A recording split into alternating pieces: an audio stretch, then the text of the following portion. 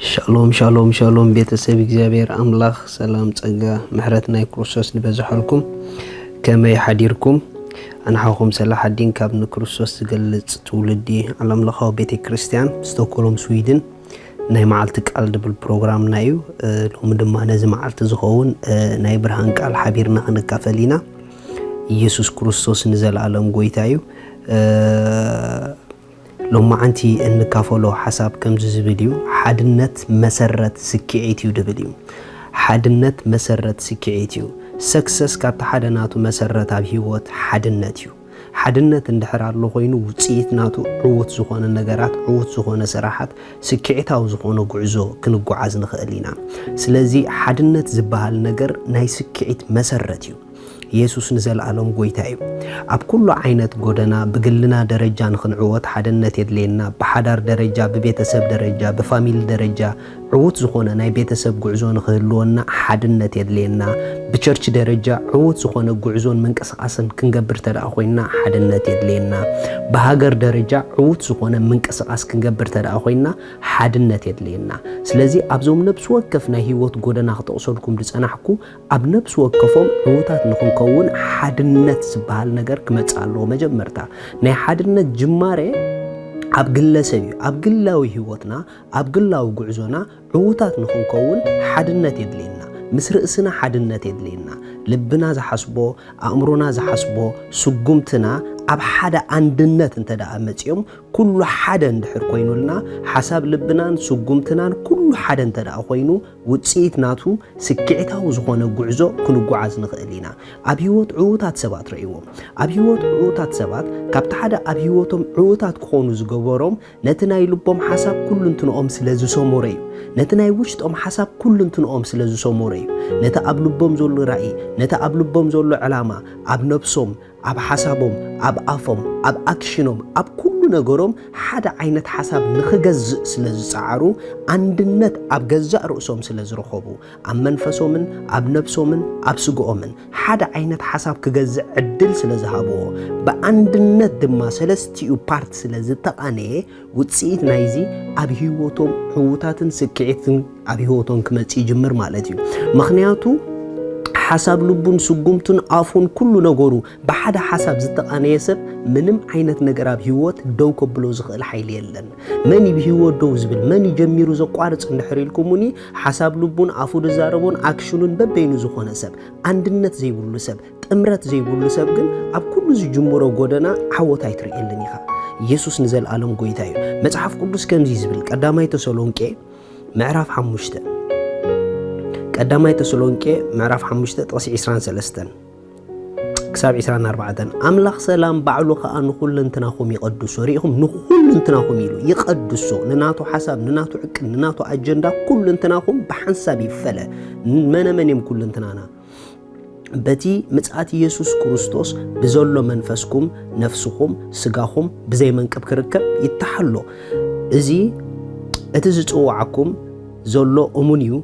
نسون كجبريل أتزوعكم زولو أمني ما نسخ جبريل منفسكم ننفسكم نسقاكم نسخ قدسين حدا حساب كم زمن الله جبريل يسوع كريستوس نزل عالم قويتاي سلازا حدنت كاب قلة سبيد جمر السخاء التحسبو السخي التحسبيو الترئيو قبل بخزولو نعوق ساعكندي نفسك تجزؤه نعوق ساعكندي سقوم تخي جزؤلو بقومت أنيخي أبيوتك عود خون سلازا حدنت مجمرتا أبجزار سنة يجمر كابو قتيلو دما حدنت أبيت سبنا حدا عود بيتسب مسرته عندنت تدعلو مسرته حدنت تدع خوينو كعوتي خليت بيتسب نابنت بحدار درجات تدع متينا حدارنا عود نخوخون كابت حدا زدليو نعود نحدار وينوتيتا وحدار وين سلام ني حدارنا اتوم كلته نتحدار حيزون زلو بيتسب اتوم كلته زتتصامدو اكالات سلا سلام حداروم سلا عوت حداروم سلا مقصال حداروم عندنت كفطرلوم بحساب كسمامعلوم سلا مقصال حداروم ناتي ناتكا زبلو ነገር በአንድነቶም ከፍርሶን ከምዝጎድፎ ገብሩሎም ምክንያቱ መቀጻል ናይ ሓዳር ኣብ አንድነት ናይቶም ተጻመቲ ይዘሎ አንድነት ናይ ክልቲዮም ኣብ ሓሳቦምን ኣብ ዘራርቦም ኣብቲ ናይ ውሽጦም ዕቅድን እንተዳ ተፋላልዩ ኣብ ሓሳቦም እንተዳ ተዛባሪቁ ሓዳሮም ከቅጽል ተኽእሎ ይብሉን ምክንያቱ አንድነት ዘይብሉ ስጉምቱ ሁሉ አይጸንዕን እዩ አንድነት ዘይብሉ ነገር አይቆውምን እዩ ኢየሱስ ክርስቶስ ቆም ኢሉ ለንሕድሕዳ ዝተፋላለየት መንግስቲ አይትጸንዕን አይትቆውምን ኢሉ ሓዳር ድማ ክጸንዕ እንተዳ ኮይኑ ቤት ክጸንዕ እንተዳ ኮይና ክትቆውም እንተዳ ኮይና ነታ ቤት እቲኣ ድቋጻጾሩ ዘለዉ ሰባት አንድነት የድልዮም ስለዚ ኣብ ሓዳር ዘለኹም ንሰላም ሓዳርኩም ንምቕጻል ሓዳርኩም አንድነት ፍጠሩ ንምቕጻል ሓዳርኩም ተሰማምዑ በብዙሕ መንገዲ ትደልይዎ ነገር ክህሉ ይኽእል እዩ ግን ምእንቲ ምቕጻል ሓዳር ኢልኩም ግን አንድነት ፍጠሩ አንድነት ዘይብሉ ጉዕዞ አይሰምርን እዩ አንድነት ዘይብሉ ጉዕዞ አይቀጽልን እዩ አንድነት ዘይብሉ ጉዕዞ ንዝመጽእ ንፋስ ናይ ምቋም ዓቕሙ ኣዝዩ ድሩት እዩ ኢየሱስ ክርስቶስ ንዘለዓለም እዩ ስለዚ አንድነት ኣብ ህይወትና ንኽመጽእ ሓደ ብፍቕሪ ምርድዳእ የድሊ ካልኣይ ድማ ንነገራት ብህድኣት ምርኣይ የድሊ ሳልሳይ ድማ ንውሳኔ ዘይምህዋኽ የድሊ ኢየሱስ ንዘለዓለም ጎይታ እዩ በሃገር ደረጃ ሓንቲ ዕውት ሃገር ናይ ዓወታ ዋና ምስጢር እንታይ ተዳኢልኩምኒ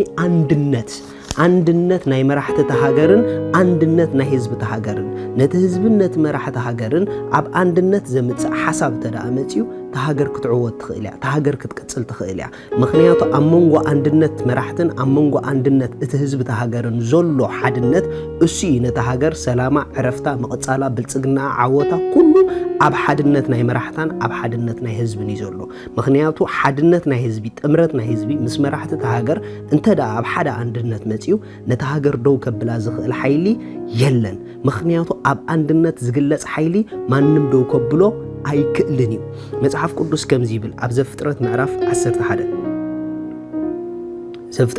11 ካብ ዝገርመኩም አንድነት ኣብ ክልቲኡ ዓለም ይድሰርሕ ክፉእ ነገር ንኽገብሩ ዝተሰማምዑ ሰባት ክፉእ ነገር ክገብሩ ይኽእሉ እዮም ሰናይ ነገር ንኽገብሩ ዝተሰማምዑ ሰባት ድማ ንሰናይ ነገር ክገብሩ ከዓ ዝግድቦም ነገር የለን ምክንያቱ አንድነት ንዝሓሰብካይ ነገር ንኽትገብሩ ሓይሊ ኾነካ እዩ ማለት እዩ ኢየሱስ ጎይታ እዩ ዘፍጥረት ምዕራፍ 11 ካብ ጥቕሲ 7 ከምዚ ይብል እምበኣር ካብ ጥቕሲ 6 እግዚአብሔር ድማ እነሆ ኩላቶም ሓደ ዝዘረብኦም ሓደ ህዝቢ እዮም መጀመርታ ግብሮም ከዓ እዚ እዩ ሕጂ ድማ ክገብርዎ ኢሎም ዝሃቀንዎ ዘበለ ዝኽልክሎም የልቦን ዋው ረአዩ እግዚአብሔር ድማ ይልኩም እነሆ ኩላቶም ሓደ ዝዘረብኦም ሓደ ህዝቢ እዮም መጀመርታ ግብሮም ከዓ እዚ እዩ ሕጂ ድማ ክገብርዎ ኢሎም ዝሃቀንዎ ዘበለ ዝኽልክሎም የልቦን እምበኣር ማንም ንዘረባ ብጻዩ ምእንቲ ከይሰምዕሲ ንዑ ንውረድ ኣብኡ ከዓ ዘረብኦም ንደባልቕ በለ እግዚአብሔር ድማ ካብኡ ናብ ላዕሊ ገጽ ኩላ ምድሪ ፈሓበሎም ምስራሕታ ከተማ ከዓ